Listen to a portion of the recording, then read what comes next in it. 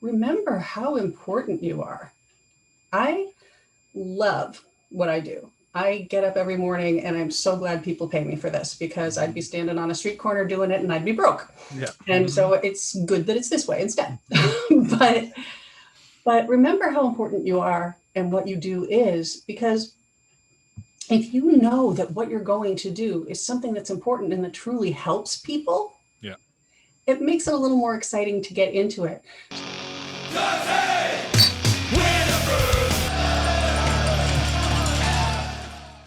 On this episode of Brews BizDev, my illustrious guest is Elisabeth Marino of Sales Dynamo Consulting.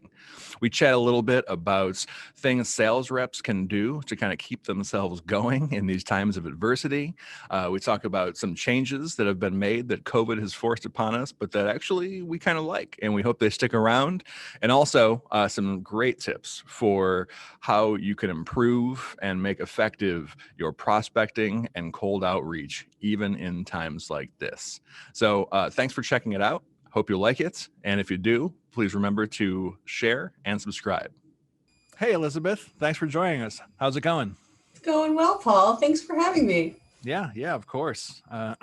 Nice to have you on our podcast in our space here. I've noticed I still have trouble sometimes. I still use phrases that are based on like people being in rooms together. Right. Thanks for coming out. I say quite a bit, and you didn't have to go anywhere. So it's much easier. But yeah, thanks for being on. And why don't you just give everybody your elevator pitch? Tell us who you are, what you're all about.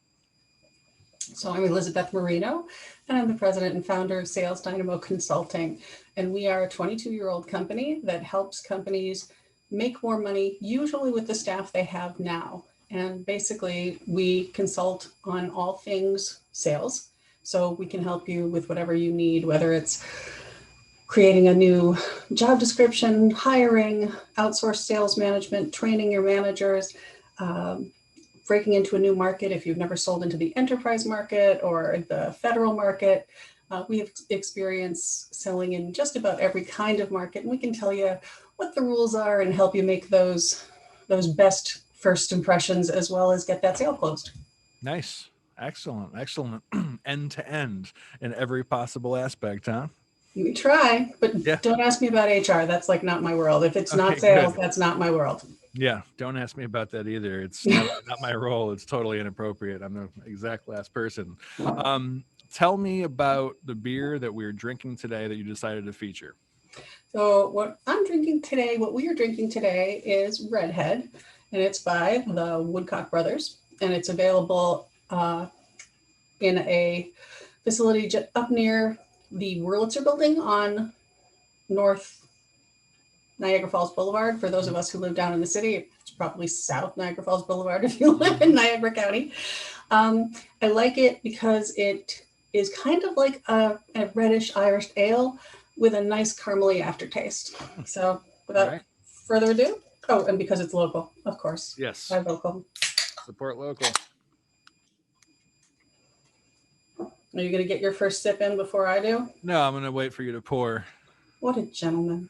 That is, I hear that so often. You know, I didn't read that on the bathroom wall, but okay. or so, nice reddish color. Oh, beautiful. I know, right? Well, here's cheers. Virtual cheers.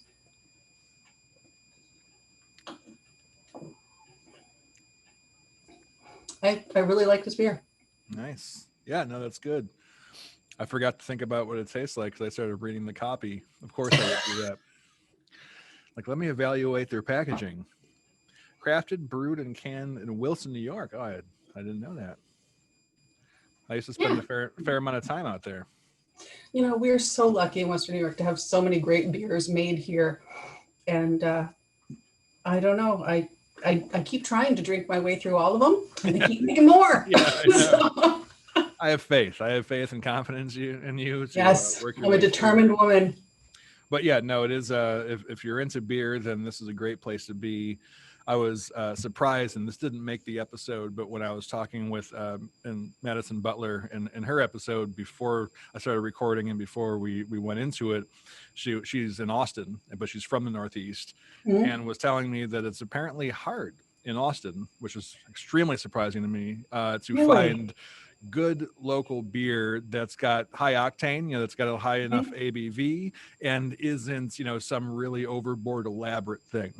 So they don't have good hay bitters. They have, a lot of sours, a lot of stuff like that. But as far as something that's still, still kind of meaty and has some, she's like, no, it's a dearth. So she didn't pick a local beer. She picked something that's actually, I think, out of Vermont is the beer she picked. And I was surprised. I've lived in Austin for a couple of years, and they are almost as committed to alcohol as we are in this area. And there's such a creative community, right? Yeah. So I'm surprised to hear it's that. all about, nightlife and the arts and music and drinking. Yeah, I was surprised, but another reason I'm glad I'm in Buffalo, having been around a few places. That, and she had more snow there than we had here when we talked. So wow, fun times.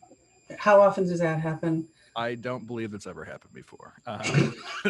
So I'm glad, the one day in history to get that podcast shot. Yeah, we get such a bad rap for having so much snow, but not always. No, not lately. Not lately so much. And one of the perks for me of being right in the city is we get a hell of a lot less than everybody else in the area does. I don't know how it is us, but everyone else can get 7 inches and we'll get 3 tops. Yep. So, well, because you have that big radiator of the lake keeps the city so close to 32 degrees because of the. Yeah. It's, so you're so lucky. It's one of the perks. That and my road rage. So I stay local. So, right. Well, and you can do your road rage like on foot. You can walk everywhere. Foot rage, is that a thing? Yeah, sidewalk rage, Yeah. So let's talk about sales, because I hear that's your specialty. Yeah. I don't know where I heard it from. It might have been you a couple minutes ago. But obviously, I'm going to say a cliche, right? These are unprecedented times. Yeah. These are challenging times. I hope so. Wouldn't it be awful if this had happened before, right? Yes, exactly. So we're adapting. We're trying different things. Here we are. We're having a conversation via Zoom, and I assume in a different environment that at least some of these kinds of episodes would have been in-person episodes. I mean, they definitely would have been. We wanted to base this in different local restaurants, like be able to promote different restaurants as we were doing it. We can't do that. So this is how you do marketing. This is how you do sales meetings. This is how you do everything now. Right. And obviously there's a lot of pressure on companies, right? They're not necessarily bringing as much in. They're having struggles finding people, getting people to be able to perform. And while for a company like ours, there's a kind of an angle that we have on it that's actually helpful, because our answer is, cool, you should probably go inbound, right? You should probably you want to beef up marketing, because the whole thing where you're calling people, we say that and it's great for us, and it's true in a lot of cases. It's also true that inbound is not the entire answer, right? Some things still have to work in an outbound sales prospecting kind of approach, and that's a very different game. So what have you been seeing from your clients and who you're talking to? What are the challenges? Like, what's the overview that we're a year into this situation? So at this point in, what are you seeing that's maybe even different from, let's talk about March or April, right? Like what's changed?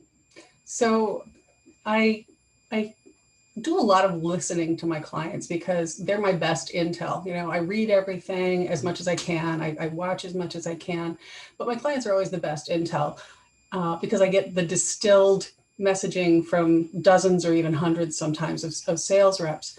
And what I'm hearing is this is a time of scarcity in the buyer, right? Buyers are going, what if we don't make a lot of money this year? We don't want to spend too much. They're saying, I have some staffing problems. There might be some racial unrest. There's some political unrest, maybe even inside my business, or it's affecting my business. We're having supply lines messed up by COVID. We're having teams broken up by COVID. We're having part of the team remote, part of the team deemed essential and in the office. We're having some factions develop, right, between the in the office and the out of the office folks. It's just a crazy time. And because I've been in sales for a little over 35 years now, I've seen markets of scarcity, right? I've seen contractions before. I've seen some political unrest. I've seen some situations that put colleague against colleague, but again, right, never all at the same time. And what I've noticed is that in order to get the appointment, the sales rep does well to be the moment of calm in the day. Whereas we used to, maybe even 2 or 3 years ago, we used to do well by being the interesting, exciting, fun thing of the day, right? We're the new thing you get to talk about. Nobody wants to talk about anything new. They've been doing new constantly and they just want to break. So now we're doing better as the kind of warm cup of tea, kind of cozy blanket moment of the day where you can relax and know that this part of your day is going to go well and smoothly. So I would say that is the most consistently different thing that I've been hearing, that I've been seeing. And when I work with my own clients, that's the thing that works most. You know, I can see the anxiety on their face. The day that they've had is all over their face. And being that calming voice and saying, hey, you know, we're going to make this work. Let's take 20 minutes and break this down really helps. Yeah. No, that makes sense. And I wouldn't have thought of that. I'm so infrequently the calming, reassuring part of anyone's day. You can't do that while I'm drinking, Paul. Good thing I'm not in that kind of sales, I guess. Yes, no, that makes sense, right? There's enough change, there's enough to deal with, there's enough new stuff. Like, can someone just kind of tether me in? And that brings up an interesting point, because one of the things that's been coming up a lot recently is, you know, we're humans, right? So there is a job to do. It's probably a harder job to do right now. And all the things we're talking about that makes the job harder, also on their own, separately from making the job harder, just make existing a little bit harder, right? There's a lot of uncertainty, mental uncertainty, emotional turmoil, and that's not even, you know, certainly there's more for certain groups of people and communities than there are for others. But yeah, between the politics and the racist stuff and then the demonstrations over the summer, I mean, it's really been every single level. And I know on our side, it's, you know, we talk about it openly so that we can kind of move through it, right? It's, you know, some days it's hard to do what it is we're here to do, right? Some days, you know, you're watching the news or we're having a meeting and then they're fucking invading the Capitol while we're trying to talk about, you know, someone working out someone's brand promise. And it's like, okay, no, stop this meeting now. And we're going to do what we have to do and then talk together as a team. And you know, the self-care element and the communication element is so important. And for salespeople who are then also in the work they're doing, not only does it maybe seem unimportant or trite at times, but then the work itself is more difficult because of all these conditions. Is there anything that you can recommend for people on the human side to manage, to help kind of like manage the emotions and manage themselves, to be able to keep going back in and be able to like keep doing the job? Because not doing the job's not an option, right? The job still has to get done, unfortunately or fortunately. So do you have anything to recommend for people who are feeling that way? Well, there are a couple of things that I have been thinking about and that I've said to a few people, and one of which is forgive your reality, right? Banging your fist on reality, trying to reshape it, right? That doesn't work that often. I'm certainly not that successful at it. So forgive your reality. You know, if my dog barks outside my door, I have to forgive my dog. He's my dog. He's doing dog things. You know, it's the way it is. And I certainly would never get frustrated with a colleague who had that happen during one of our meetings, right? So I have to expect that colleagues are going to be as forgiving of me and my version of reality as I am theirs. So I'm encouraging folks to be forgiving. But the other thing I'm encouraging folks to be is remember how important you are. I love what I do. I get up every morning and I'm so glad people pay me for this, because I'd be standing on a street corner doing it and I'd be broke. And so it's good that it's this way instead. But remember how important you are and what you do is, because if you know that what you're going to do is something that's important and that truly helps people, Yeah. it makes it a little more exciting to get into it. So sometimes we focus on the bad part of being a sales rep, and we're talking to folks who it turns out aren't a good fit for our product, and we get discouraged and we get frustrated. But when we're talking to the folks who need our offering, our product or our service, we're helping them stay employed. We're helping their whole company keep working smoothly. We're doing important work. And I tell every sales rep, you have as a job helping your buyer make the right choice, not helping your buyer buy just your product, but helping your buyer make the right choice, right? We're subject matter experts in our particular area, and we can make a big difference. If that company that we're working with, if ABC company makes a bad decision, they're going to be paying for it potentially for years. So our job as a sales rep is to help them make that right decision. And how great does that feel when we know that it was a perfect fit and they're going to have great success with what we did?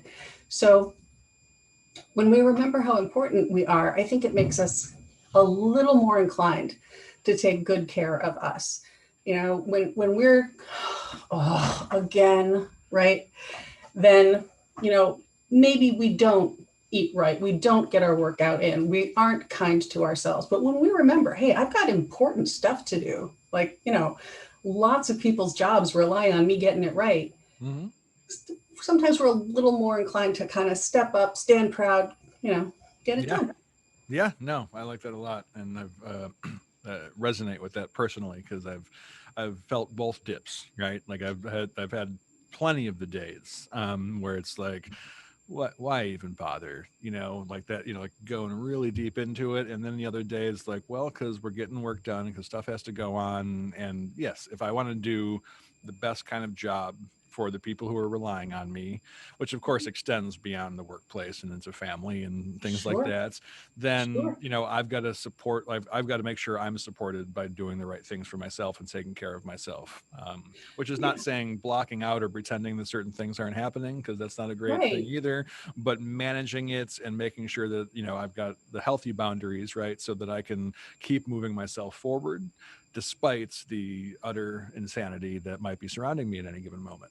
Now, Paul, I wanted to be clear that I don't mean you personally are important. I Yeah. meant everyone else. Oh, that's cool. Yes. You're just I, a as- guy. I But assume that. I mean, okay, the just as long as reason we're I do a drinking communicating. podcast. But yeah, no, because you're right. It is. It's also our family. So many people rely on us, and we have a lot to be proud of when we step up and we give it our best. And Yeah.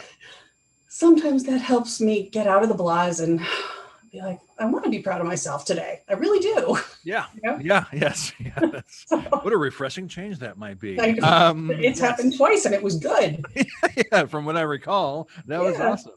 I mean, it's been a long time since I was 16, but yeah. No, that's and here's a slightly different angle. And I haven't had this conversation a lot, but I noticed it comes up a lot here. Like we've done some presentations recently where in customer service, we have found, right, there are certain things that are happening that were not happening pre-COVID and shutdown.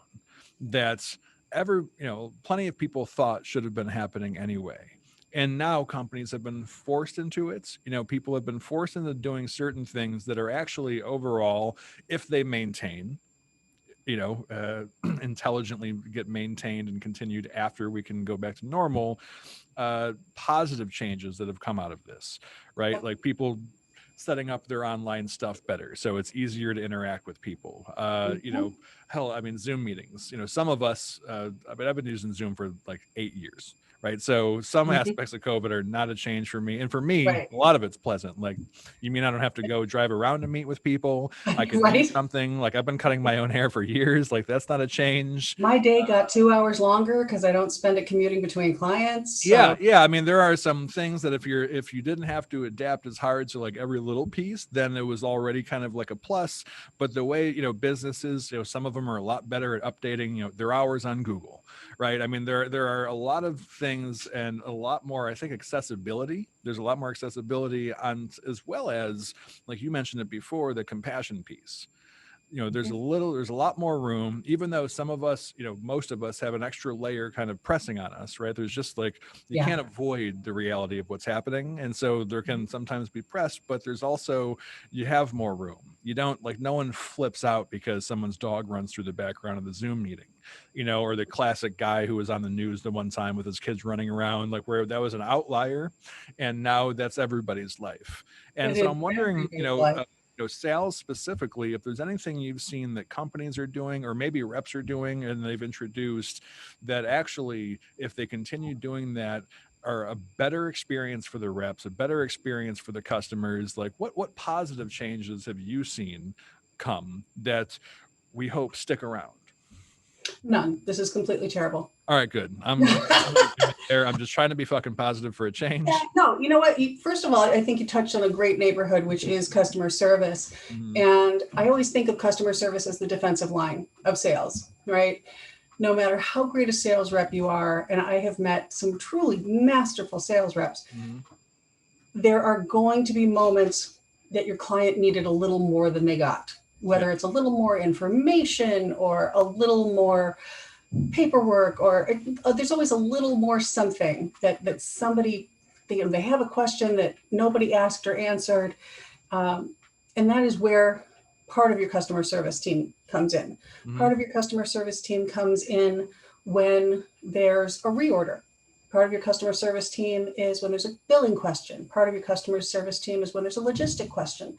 And your customer service team's, in my opinion, job is to make sure that the sale stays closed, and that the client gets happier every time they interact with your brand. That's their job.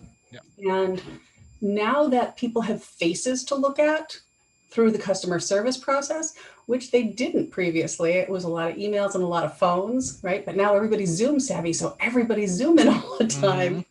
Now they're looking each other in the face.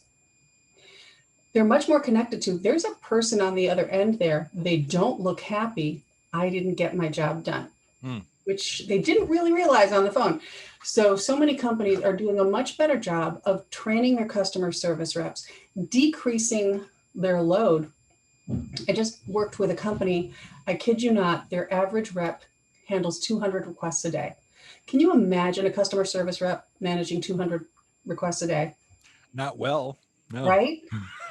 And so that's another trend that I've noticed, is that they're putting on more customer service people and training them better to get the job done well. So I truly think that is going to be an ongoing change. The statistics tell us that it is somewhere between 10 and 17 times more expensive to land a new client than it is to keep one. And when you do that math, right, customer service is your best friend. So that is something that seems to be dawning on companies, and I really hope that that's a change that stays, because I think it's been an undervalued position. Another change that I do think is going to stay is that now that we have these Zoom meetings, it's much easier to book out of a meeting. Oh, I had internet connection problems, right? Or, oh, you know what? My boss needs the Zoom channel. I gotta go, right? There's so many excuses that I've never seen or heard before, right? For people picking out of a meeting. So statistics from Forbes that I recently saw are that we're getting about 1/3 fewer meetings than we did before. And meetings are on average at least 25% shorter. Which means that we have become more focused on what needs to get done in that time. And instead of relying on luck and a great smile, like so many sales organizations did for a long time, they're focusing much more on a great message, a great brand story, and skills to make sure that that work can get done in a condensed way without feeling like, you're just firing questions at the customer. That's never good. Right. So there has to be some finesse involved in getting that work done in that condensed amount of time, and maybe in fewer meetings. If your sales process used to take 2 to 4 calls, now folks want to get it done in 1 or 2 because they just have so many more responsibilities than they did before. They just don't have time to do this. Mm-hmm. So I think that with sales pros being more efficient, and then with customer service being more highly valued and more focused on customer retention, I think that is what I see sticking with us in the long haul. Yeah, we can hope. Let's hope. Even when we go back, yeah. And I was thinking, sometimes it feels like with the traveling, if you're doing a live meeting, right, and then you prepare for it and you travel there, if you're the person traveling to the meeting and the salesperson is the person traveling for the meeting, right, the people are not coming, they're not coming to you to get Almost pitched. always. But there's almost like there's sometimes a deserving, right? Like we're gonna take the time we need because we put all this effort into it, and like that's the part that's disappeared a little bit, right, with this, because we're all doing these Zoom meetings, and I've noticed it myself, even internally, non-sales things, agendas are more frequent. It's like, here's what we want to cover to make sure that we're covering the right stuff and like run through this stuff. And it doesn't mean you don't, bullshit a little bit in the beginning and say hi and say what's going on, but there's not some kind of a thing like, here's this sacred space of a meeting that we've created. And so I feel entitled to take 60 to 90 minutes of your time, because that's an eternity on Zoom. Right. Because what it pulls from the attention in the brain to have to focus in, and I'm like looking here, and not just because there's a ring light behind the thing and it's like blasting in my eyes, does it make it difficult, but the focus that you have is a very different way of processing than when I'm just in a meeting with other humans in the room and the brain does the natural kind of social things. It's a very different thing. So I do hope that the tighter agendas and the focusing on the message and making sure we know what we want to use the time for does stay, even as the conditions change back to what feels more familiar and nice with people. And maybe not at first, right? Maybe there's a bounce back a little bit because it's nice, because it is nice to like be around people sometimes, even for me. That's not something I normally say. Streaming into the office, they're going to want to play kickball, right? We're so happy to see other humans. Yeah. I honestly, when I see people that I know on the rare occasions that I go out, like, I go to Wegmans or something, I realize, but I've been forgetting how tall people are. Right? So I'll see somebody from the eyes up. Oh, this is another thing. Have you noticed most people are very good looking from the eyes up? Oh, yeah. Yes. So, that's just an aside. Yes. But, yes. But, I see somebody at Wegmans and from the eyes up, I'd be like, oh, I think that's Allison. Gosh, now is Allison that tall? Right. That can't be her. That's the worst. I've lost all comportment of size and it'll be interesting to see, full-sized humans as opposed to on Zoom we're all pretty similar and pretty similar in frames. So I want to talk about kind of get into some tips, right? I always like to get somewhere into tips so that these conversations are useful in some way to someone, for God's sakes. And particularly on the beer. Yeah. I mean, it's useful to us, right? Because like we pretend we're working and we drink and it's great. But for someday I want to have all the people I've said don't drink on the job unless you're me. Yes. unless you're marketing through podcasting. Yay. And I want to focus on the starter side, like on the prospecting side, because there are certain things. I mean, there's always tips and there's good process and like getting into the closing the sale. And, there are times and there are circumstances where like, listen, maybe the budget's not there. Right. So the hard thing is to, even if you want to maintain and nurture a relationship for when there is a need at some point that you can, a problem you can solve, the first part is actually getting the access. And I know that early on, certainly in this condition, that was also very tough because everything was so overwhelming and the businesses are tightening up. And so they know, I mean, it was tough enough, it can be tough enough if you're doing cold outreach, if you're doing that kind of a thing. And things were getting shut down. And I talked to people on the podcast, I talked to people everywhere. And it's like, we're coming up with tricks. We're coming up with like, I remember Morgan Ingram said, like thinking one level past, he said like the ICP's ICP, right? You got to think there's certain calls maybe aren't worth making. Like if you're trying to sell shit to restaurants, hit the brakes and think of someone else to call. So there's thinking about, the intelligence of it. But as far as establishing relationships, being able to get in communication with someone, like those early stages of prospecting, we are still in a pandemic. we're still going to be in some version of this thing for 6 months. I mean, at least, right? So I in hate this saying kind that of, out loud, but I agree. yeah, yes. And I kind of think a little bit longer, since I just read today, it's like, oh, it turns out there was no real distribution plan. So now the new administration gets to figure, and it's like, oh, great. Cool. So let's talk about 2022. So for 2021, if Yeah. this is the condition, what are some things that people can do that they normally maybe weren't doing in 2019 and afterwards, like new ways of starting relationships, new ways of engaging with people, Mhm. so that you can at least create the relationship so that you're there when a need might arise? So give me 1 second. I'm just going to peek. Oh, peak, you said. Good. As a visual aid. Let's say, I mean, I know we drink beer on here, but I've never. Okay. Yeah. Okay. This is my visual aid. This, All right. right? These are my Legos. And of course, every series, which I just dropped in my beer, every serious business professional has Legos. And That they drop in their beer. Yeah. and have them in their beer. That's right. But Legos to me are a really apt visual concept, because if you don't have your little base plate, right? If you don't have something to stick your Legos into and build on, you have nothing. Mm-hmm. So your prospecting and your initial introductory moment are that base plate. If you get this wrong, the whole rest of it is iffy. Yeah.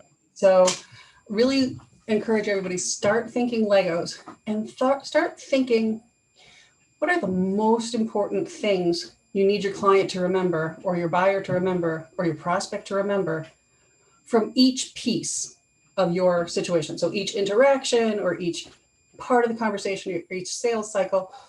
And when it comes to prospecting and that introduction, what they need to remember is your name, what you do, and why they should care. And if you can't say that in 3 sentences, in COVID world, you have a problem. Mm-hmm. You need to be able to say, hey, my name is Elisabeth Marino, and I am a sales consultant. I help companies make more money through their sales process, right? And if you can't do that, I'm going to encourage you, who you are, what you do, why the person you're talking to should care.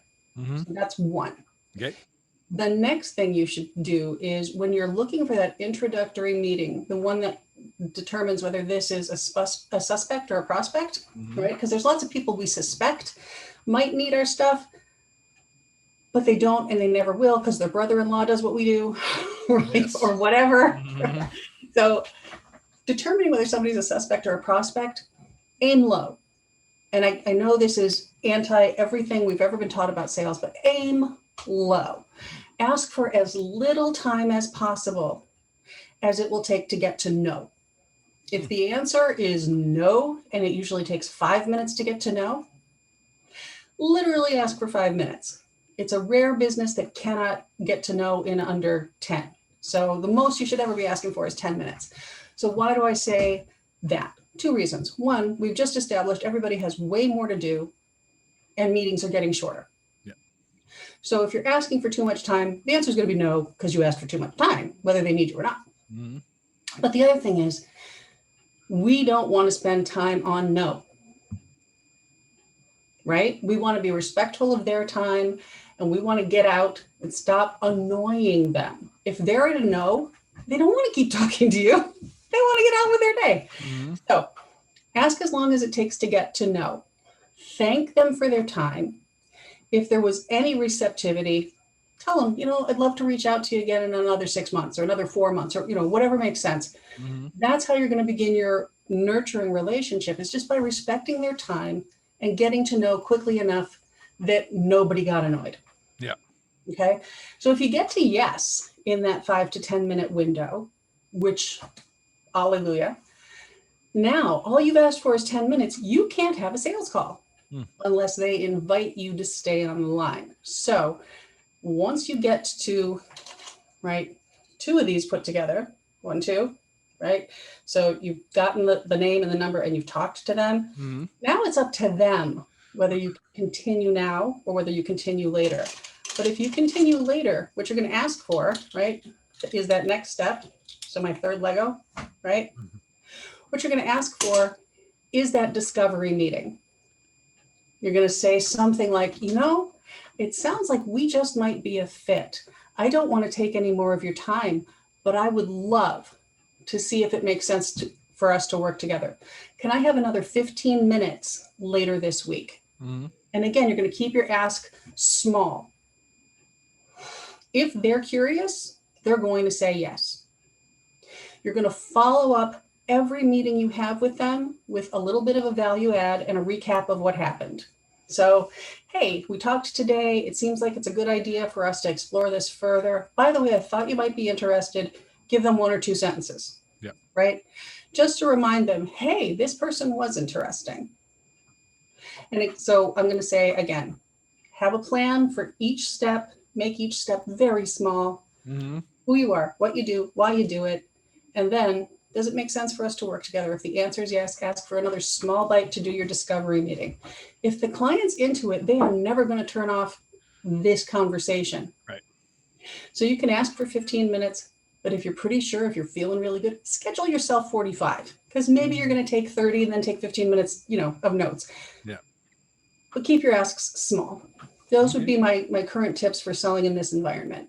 And the smaller your asks are, at least among the maybe 150 sales reps I've talked to in the last year or so, the smaller the ask, the higher the success rate. Yeah. Little commitments. Way easier to get from people, right, than big commitments. Cool. Yeah, no, I like that. Any thoughts on, and let's go to the very first Lego. Mm-hmm. So back to the initial thing, which is Prospecting. should we even have a conversation, right? Like that part of the ask. Now, we all know there's cold calling. We call it that because actually technically that used to mean showing up, right? Cold calling on people at the doors. Right. And then of course it obviously also means phone calls. Mm-hmm. In our digital world here, especially in COVID, like that's not a Zoom call, right? Like you can't ask via a Zoom call because you got to set a Zoom call. And so outside of the phone, have you been seeing anything different, whether it's phone or whether it's an email or it's, and you mentioned face to face. So obviously, and I used to work at a video specific company. And so part of the sales thing that we would do, and I tried, Bonjoro and BombBomb and some of these different services where, you can reach out and still use your face and send an email with someone doing a 10-second introduction. Like, hey, here's what we do. Those 3 sentences you said, right? Here's my name. Here's what I do. Does this sound like a fit? Is there any reason for us to spend 5-10 minutes together, on a Zoom call? What do you think about tactics and pros, cons, better, worse, in today's and in this environment for the next year? What's a great tactic for reaching out? Well, something that used to be a terrible tactic that has become a surprisingly good tactic during COVID is that people are answering their own phones now. One of the first people to get cut when they're contracting is the receptionist, because so many fewer people are in the office anyway. She has less to do. There's nobody coming in to be greeted at the front door, right? Yeah. Well, the receptionist is gone. So for all of us who used to hate making those cold call phone calls because the receptionist was maybe a really good gatekeeper and they shut us down and they turned us off, right? They're gone. Yeah. They're gone. So dial that phone.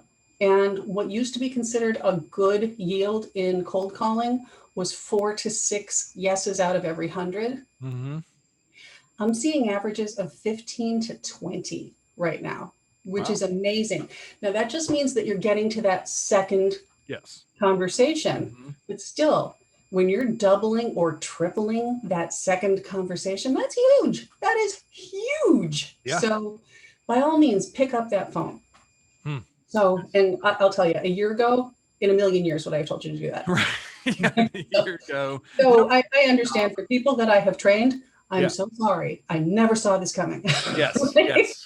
And hopefully in a year from now, put it back down and send a video email, right? But yeah, no, that's pick up that phone. And again, have something to say. I'm calling you because, If you do not use the actual words, I am calling you because study upon study shows that your yes rate goes down by more than half. Oh, okay. So you want to say, I'm calling you because, and this is where your homework comes in.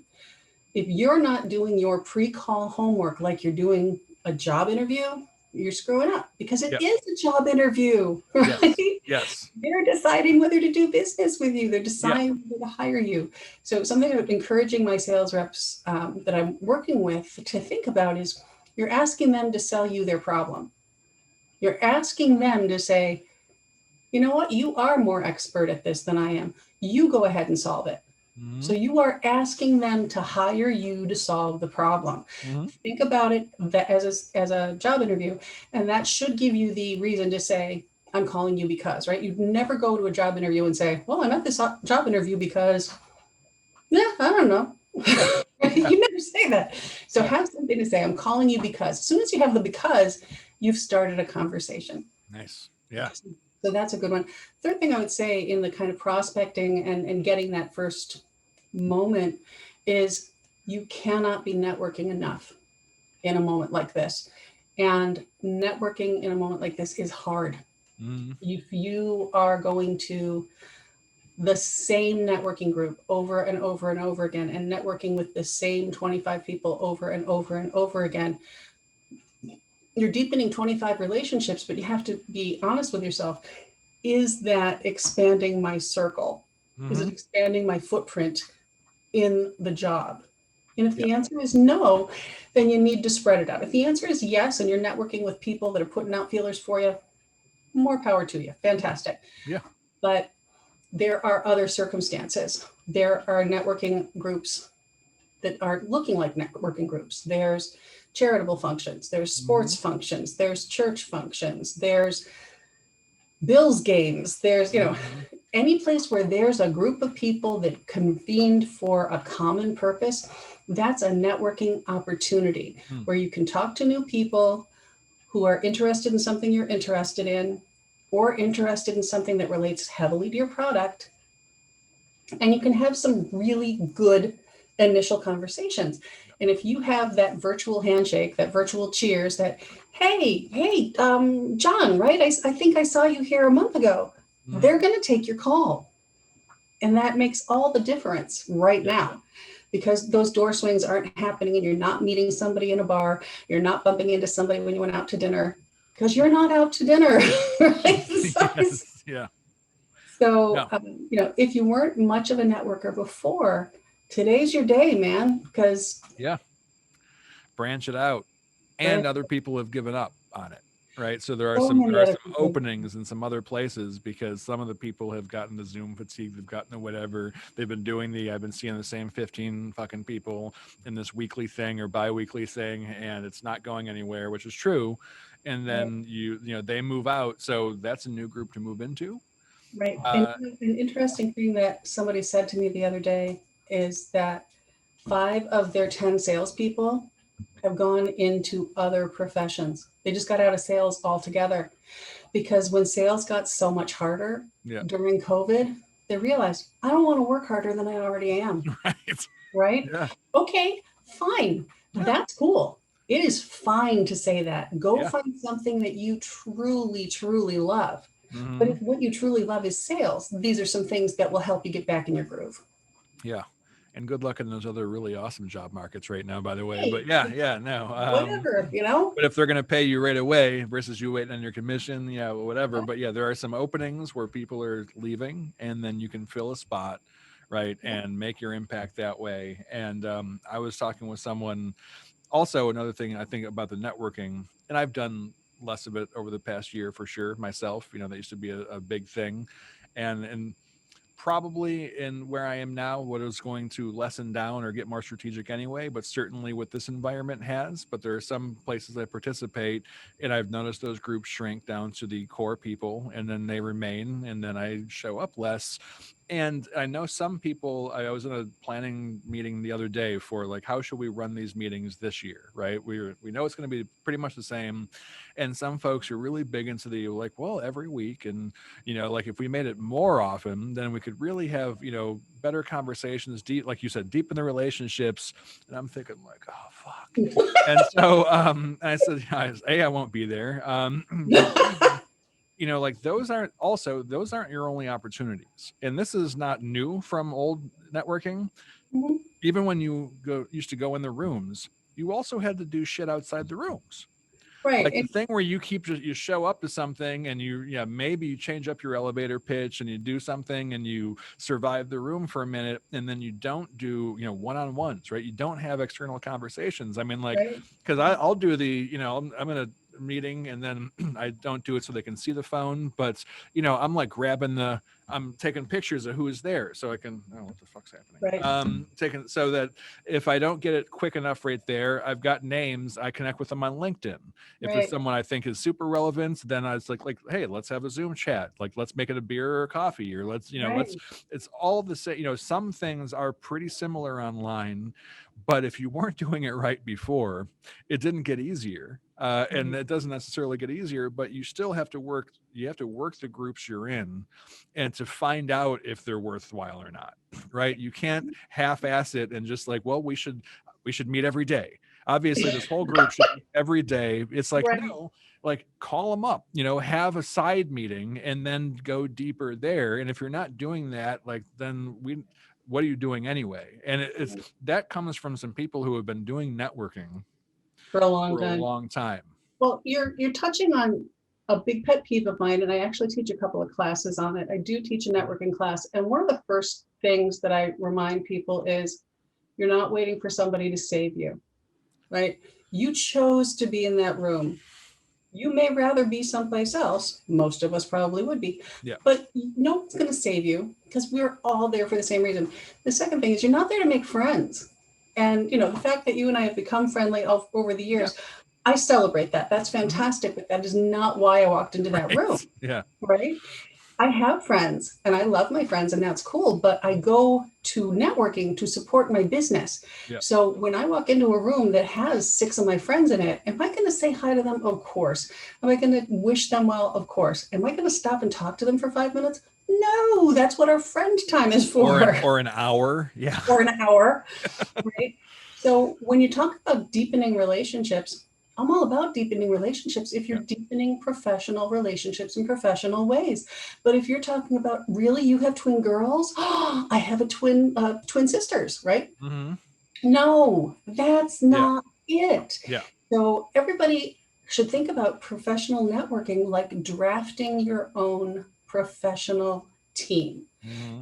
So, we're familiar with the Bills draft, we're familiar with the hockey draft, right? You are drafting the team of professionals that's going to help you get your career on track, keep it on track, and then keep it rocketing skyward. Yeah. And if you're not drafting for that, you are doing it wrong. Yeah. That's not what networking is for, is this friend-making thing. It's for drafting a great team.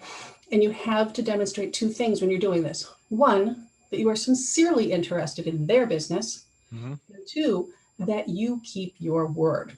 So when you meet someone and you tell them you're interested, and then you never write and you never call and you never have a beer and you never have a one-on-one and you forget their name the next time you see them, what you have proven is that they should never draft you to their team.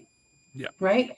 So friends, and I say this with all sincerity, networking is not a party where you go get new friends. Networking is where everybody goes to do good business.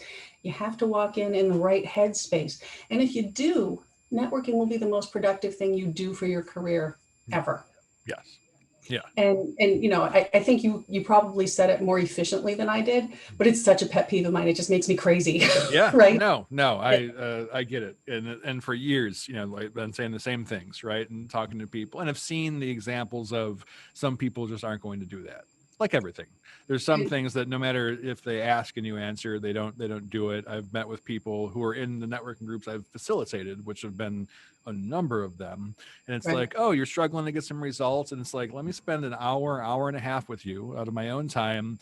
Let's work on that message. Let's work on who's going to be in the room. Who are you even looking for? And, 101 level stuff. And that's fine, because it's one thing to know it and it's another thing to put it in practice and do it. And then in 3 months, I'd see the person and they're thinking about leaving. It's just not working. And I'm like, all right, cool. Like, that makes sense. I mean, because you came up with your message and then you did this plan and you worked in there. How's that going? Like, yeah, no, I didn't really do that. I just don't think it's the right. And it's like, oh, cool. Well, see ya. If you're not going to come in and work it like it's worth working, the same way as any kind of a draft, right?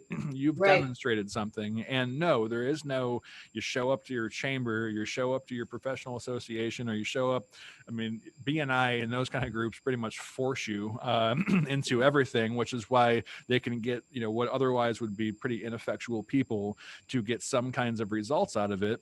And then, but some of us don't ever want to be in those kinds of rooms, because we don't want to be in rooms where they've turned themselves into a cult, like recruiting themselves, and they're forcing people into roles and things like that. I know it works really great. Some people, I start shit talking BNI and they're like, well, I'm in 3 of those chapters. And I'm like, cool. For me, I need a little more freedom.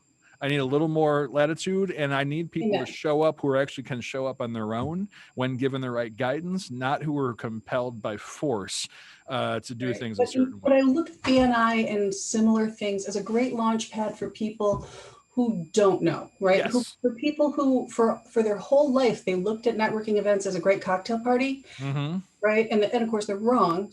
Yes. Which is not to say that you can't get a decent cocktail, but just, that's not the purpose. Yeah. Right. So for those people, it's a good launch pad to kind of have other people critique you and have other people support you. Yeah. And it's great when you stand up in a BNI and you give a good elevator pitch and people clap, right? Oh, hey, I've been doing this for 10 weeks and nobody clapped, and they did today. What did I do differently, right? Yes. So it's great for them. But I would like to think that most folks are comfortable graduating from a BNI. Yes. And they work different rooms. It's training wheels.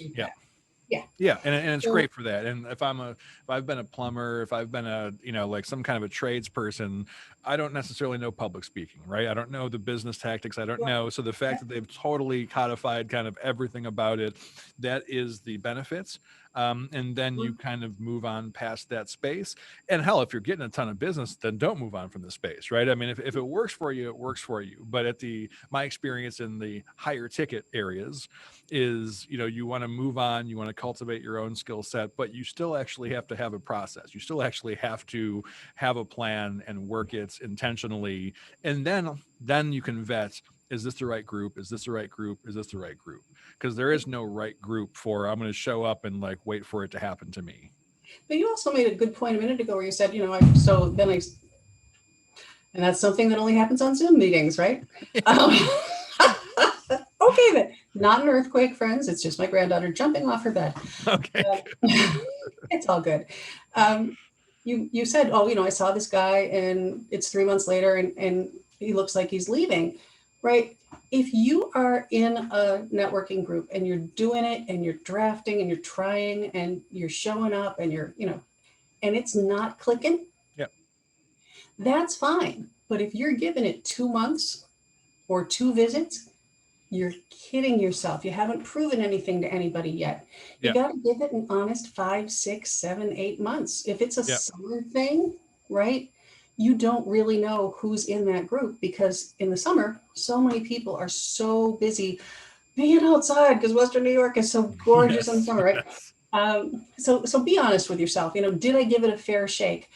And if the honest answer is I gave it a fair shake and it did not work, move on. Right? You don't need to be a member of 6 groups, only 2 of which are, giving you some good draftees. Yeah. Be a member of 1 or 2 at a time. But there are also times where you outgrow a group, right? Everybody who has decided they're going to be on your team has been exhausted. And that could happen in 1 year, could be 6 years, could be 10 years. But when that happens, ask yourself, am I going because the room's comfortable and I know everybody? Or am I going because it's working for me? Yes. Right? Oh, So yeah. that was an excellent point of yours. Good job. Yes, indeed.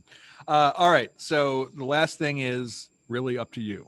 So we're going to close out on a final big takeaway, big message. What do you want to, first of all, tell people where they can find you and how they get a hold of you if they want to? And then what do you want to leave the viewers and listeners with? So where you can find me, I would encourage you to give me a call, first and foremost, 716-435-7096 at Sales Dynamo Consulting. And I don't normally stammer. I don't know what's going on with that. So that's new. We're drinking. It's fun. Maybe it's the drinking, yeah. So yeah, call Sales Dynamo Consulting. Visit my soon-to-be new and beautiful website. The worst kept secret in Western New York is that Paul's company, Renoun Creative, is building me a beautiful new website. By all means, if you don't like it, tell Paul. Yes. And if you do like it, tell me. Mhm. And my website is salesdynamoconsulting.com. You can also find me personally on LinkedIn, Elisabeth Marino, and I do post sales tips most days of every week to just kind of help you keep your head in the game. And I'd be fascinated to see your feedback. I love when somebody writes in and explains to me that I'm wrong, why I'm wrong, gives me a well thought out answer of, hey, I do it this way and this way works fine for me. I love learning. So by all means, tell me all of that. And what is the one thing that I would leave folks with right now? I would leave folks with know your value. You as sales and marketing professionals are educating folks on how to make the best possible purchase to keep their business running smoothly. And if Western New York ever needed that information, this is that time. What you do is so important. Don't give up. Be proud of yourself. I am so grateful that so many people are doing it really well right now. And Western New York comparatively is doing fairly well in keeping our businesses afloat compared to other cities our size. So yay! Know how valuable you are. Yeah. Awesome message. Thanks again for taking the time and for introducing me to a great new beer and a local beer, two of my favorite things. And when you put them together, it's really awesome. And yeah, this has been a valuable conversation, and I appreciate you coming on. Thank you so much. It's been a pleasure. Cool. Thanks, night. Elisabeth. Take care. Bye. Brews BizDev is hosted by Paul Greiner and produced by Renoun Creative. Check us out at renowncreative.com. Are you fucking kidding me?